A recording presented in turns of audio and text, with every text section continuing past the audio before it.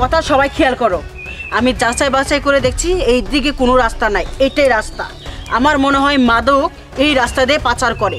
যেভাবে হোক ওরা কোলে এমনভাবে চলাফেরা করবে আমাদের চোখে কোলে ধুলা দিবে, কিন্তু আমাদের চোখে কোনো ধুলা পড়তে হবে না, তার আগে আমরা ধরে ফেলাবো। কি বলেন আপনারা? রাইট কথা বলেছেন। মুনমুন ম্যাডাম যা বলেছে সবকিছু ভালোভাবে কাজ করবেন, কোন একটা গাড়ির জন্য না ধরতে পারে। জি স্যার, আমরা অন্য রাস্তাগুলোতেও রেক দিয়েছি। ভালো করেছেন, খুব ভালো করেছো। সবাই সবাই থাকো, প্রস্তুত থাকো।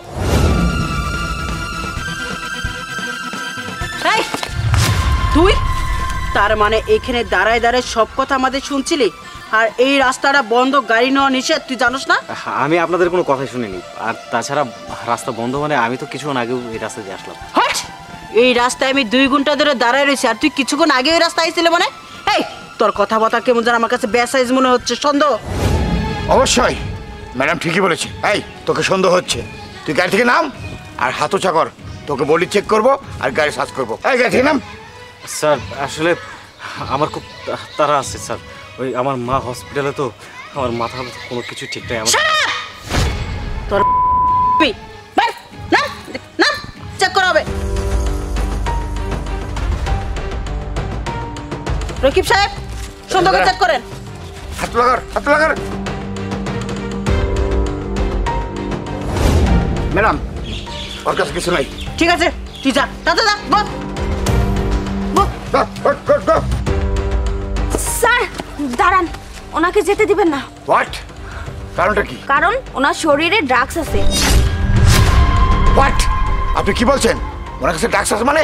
আর আপনি বাকে ওনার কাছে ড্রাগস আছে আপনি জানলেন কি করে? স্যার আমি ওনার ওয়াইফ, আপনি ভালো করে চেক করুন, ওনার শরীরে ড্রাগস আছে। দেখো স্যার, মজা করছে স্যার, আসলে ও আমার ওয়াইফ না, ওর বলছিল যে আমাকে ঘুরতে নিয়ে যাও, আমি নিয়ে যাইনি, সেজন্য রাগ করে এইসব বলছে। চলো আমি তোমাকে ঘুরতে নিয়ে যাবো, আসো। চুপ করো তুমি।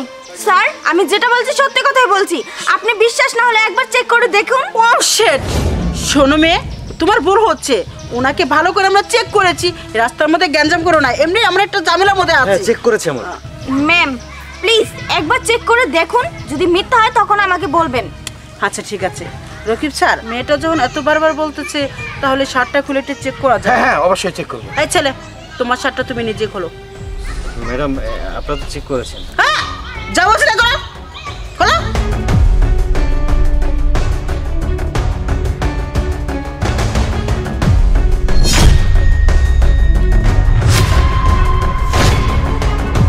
ও মাই গড!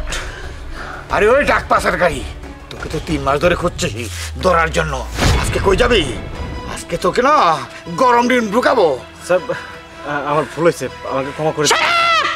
বান্দির বাচ্চা, তোকে ধরার জন্য 3টা মাস ধরে আমি টক পেতে বসে রয়েছি। এই শহরে ছোট ছোট পোলা পান্ডে তুই নিশা খাওয়ায়া তাদের নষ্ট বানাইছিস। তুই তুই আবার মাপ চাইতেছিস, ক্ষমা চাইতেছিস। তোর ক্ষমা আমি আদালতে যাইয়া বাই করবো।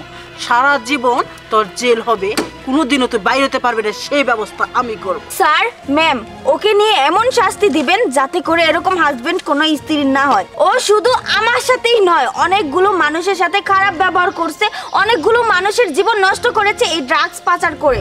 ওকে নিয়ে এমন শাস্তি দিবেন যাতে করে জীবনে শিক্ষা পেয়ে যায়। আপনাকে অনেক ধন্যবাদ, আপনার জন্য এত বড় একটা আসামি আমি ধরতে পারলাম। 3 মাস ধরেও চেষ্টা করতে পারিনি, কিন্তু একমাত্র আপনি আমাদের সাহায্য করলেন। আর আপনি কাল সকাল 10টার মধ্যে থানায় দেখা করবেন। চল বান্দির বাচ্চা, নাম ম্যাডাম আমার ভুল হয়েছে ম্যাডাম। চল।